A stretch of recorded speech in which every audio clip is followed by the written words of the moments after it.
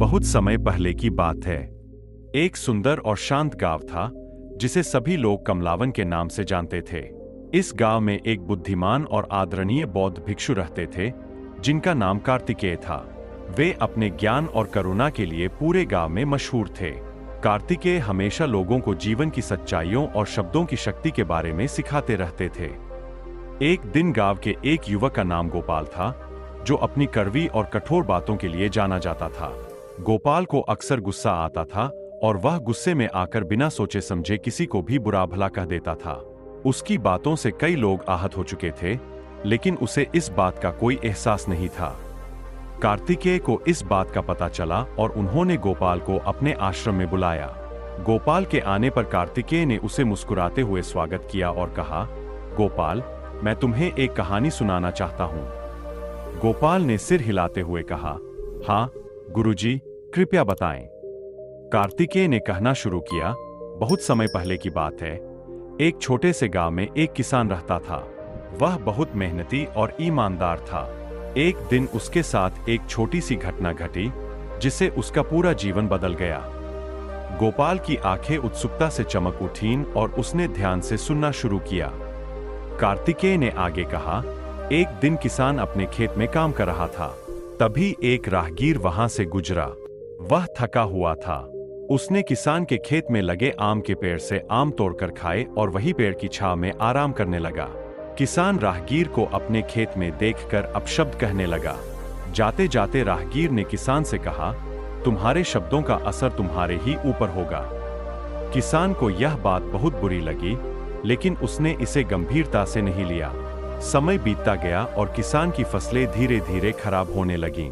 किसान बहुत परेशान हो गया और उसने सोचा कि यह सब उस राहगीर के श्राप की वजह से हो रहा है। वह राहगीर को ढूंढने निकल पड़ा।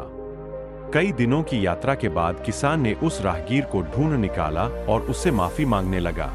राहगीर ने मुस्कुराते हुए कहा, मेरा श्राप नहीं, बल्कि तुम्हारे ही शब्दों का असर है। तुम्हारे शब्दों में जो नकारात्मकता और क्रोध था, उसने तुम्हारे चारों ओर एक नकारात्मक ऊर्जा का निर्माण किया जो तुम्हारे जीवन पर विपरीत प्रभाव डाल रही है। किसान को तब समझ में आया कि उसके शब्दों का कितना बड़ा प्रभाव हो सकता है। उसने राहगीर से माफी मांगी और अपने शब्दों को सोच समझकर बोलने का वचन दिया। धीरे धीरे उसकी फसलें फिर से अच्छी होने लगीं और उसका जीवन सामान्य हो गया। गोपाल ने गहरी सांस ली और कार्तिकेय की ओर देखा। गुरुजी, क्या आप कहना चाहते हैं कि मेरे शब्दों का भी ऐसा ही प्रभाव हो सकता है? कार्तिकेय ने धैर्यपूर्वक कहा, हाँ गोपाल, तुम्हारे शब्दों की ताकत बहुत अधिक है। वे न केवल दूसरों को प्रभावित करते हैं, बल्कि तुम्हारे अपने जीवन पर भी गहरा प्रभाव डालते हैं। यदि तुम अपने शब्दों का सही उपयोग करो तो वे प्रेम, शांति और सकारात्मकता फैला सकते हैं। लेकिन यदि तुम उन्हें नकारात्मकता और क्रोध के साथ इस्तेमाल करो तो वे तुम्हारे और दूसरों के जीवन में कष्ट और दुख खिला सकते हैं। गोपाल ने सोचा और फिर धीरे धीरे कहा, गुरुजी, मुझे समझ में आ गया है। मैं अपने शब्दों का सही उपयोग करने का प्रयास करूंगा। कार्तिकेय ने संतोषपूर्वक मुस्कुराते हुए कहा, यह तुम्हारे जीवन के लिए एक महत्वपूर्ण कदम है। गोपाल, याद रखो, शब्दों की ताकत अद्भुत होती है। वे लोगों के दिलों को जीत सकते हैं या तोड़ सकते हैं। उन्हें सोच समझकर और करुणा के साथ इस्तेमाल करना सीखो। गोपाल ने कार्तिकेय के पांव छूकर आशीर्वाद लिया और संकल्प किया कि वह अपने शब्दों का सदैव ध्यान रखेगा। उसने अपने गुस्से पर नियंत्रण पाने और सोच समझकर बोलने का अभ्यास शुरू किया।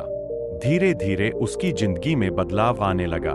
उसके संबंध सुधारने लगे और लोग उसे सम्मान और प्रेम देने लगे। कार्तिकेय ने गोपाल को देखकर गर्व महसूस किया और सोचा कि अगर हर व्यक्ति अपने शब्दों की ताकत को समझे और उनका सही उपयोग करे तो यह दुनिया कितनी सुंदर और शांतिपूर्ण हो सकती है। शब्दों की ताकत को पहचानकर गोपाल ने अपने जीवन को सकारात्मक दिशा में बदल लिया और एक नई शुरुआत की। यह कहानी हमें यह सिखाती है कि शब्दों की ताकत अद्भुत होती है।